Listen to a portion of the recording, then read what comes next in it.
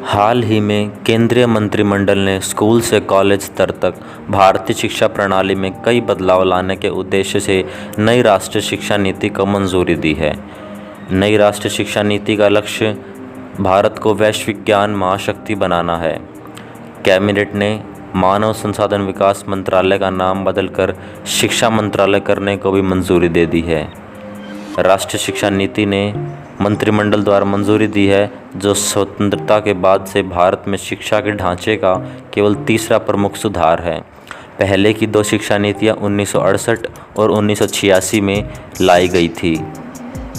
विद्यालय शिक्षा 2030 तक स्कूली शिक्षा में 100% सकल नामांकन अनुपात ग्रॉस एनरोलमेंट रेशियो के साथ पूर्व स्कूली से माध्यमिक स्तर तक शिक्षा का सार्वभौमिकरण, एक ओपनिंग स्कूल प्रणाली के माध्यम से 2 करोड़ स्कूली बच्चों को मुख्य धारा में वापस लाना है।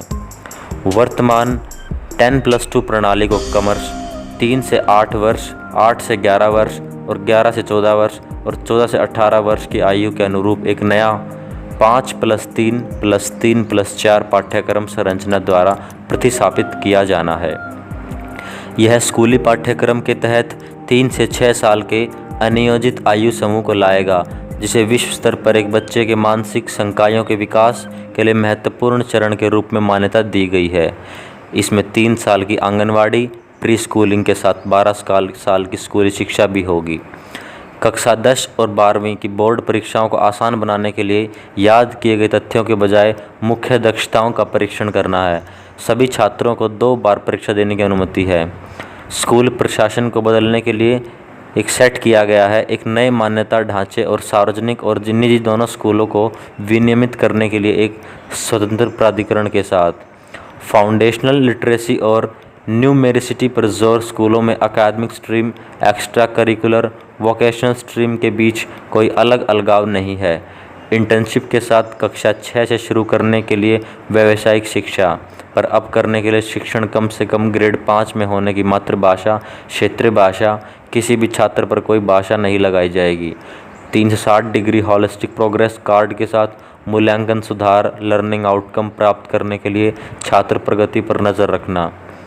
शिक्षक शिक्षा 2021 के लिए एक नया और व्यापक राष्ट्रीय पाठ्यचर्या की रूपरेखा राष्ट्रीय शैक्षिक अनुसंधान और परीक्षण परिषद NCERT के परामर्श से राष्ट्रीय अध्यापक शिक्षा परिषद NCTE द्वारा बनाई जाएगी।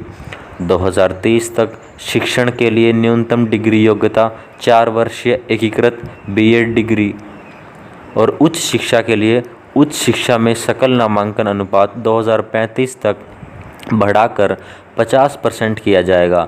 इसके अलावा उच्च शिक्षा में 3.5 करोड़ सीटें जोड़ी जाएंगी। वर्तमान सकल नामांकन अनुपात GIR उच्च शिक्षा में 26.3% है।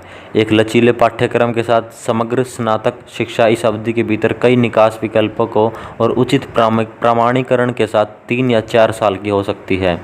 MPhil पाठ्यक्रमों को बंद कर दिया जाएगा और स्नातक, स्नातकोत्तर और PhD स्तर के सभी पाठ्यक्रम अब विषय होंगे। ट्रांसफ़र ऑफ क्रेडिट की सुविधा के लिए अकादमिक बैंक ऑफ क्रेडिट की स्थापना की जाएगी।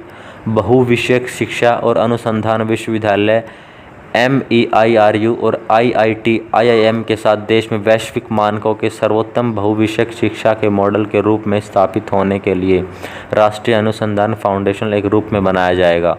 शीर्ष निकाय एक मजबूत अनुसंधान संस्कृति को बढ़ावा देने और उच्च शिक्षा के पार अनुसंधान क्षमता निर्माण के लिए भारतीय उच्च शिक्षा आयोग HECI को चिकित्सा और कानूनी शिक्षा को छोड़कर पूरे उच्च शिक्षा के लिए एक एकल छात्र निकाय के रूप में स्थापित किया जाएगा।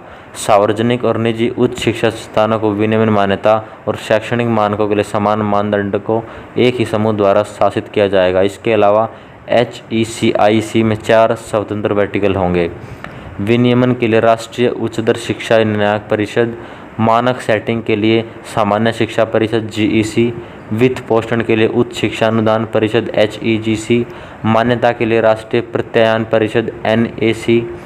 कॉलेजों की संबद्धता किया जा रहा है 15 साल में चरणबद्ध तरीके से समाप्त करने और एक मंच के लिहाज से तंत्र कॉलेजों में वर्गीकृत स्वायत्तता देने के लिए स्थापित किया जाना है। समय के साथ हर कॉलेज को एक स्वायत्त डिग्री देने वाला कॉलेज या विश्वविद्यालय को एक घटक कॉलेज के रूप में विकसित होने की उम्मीद है।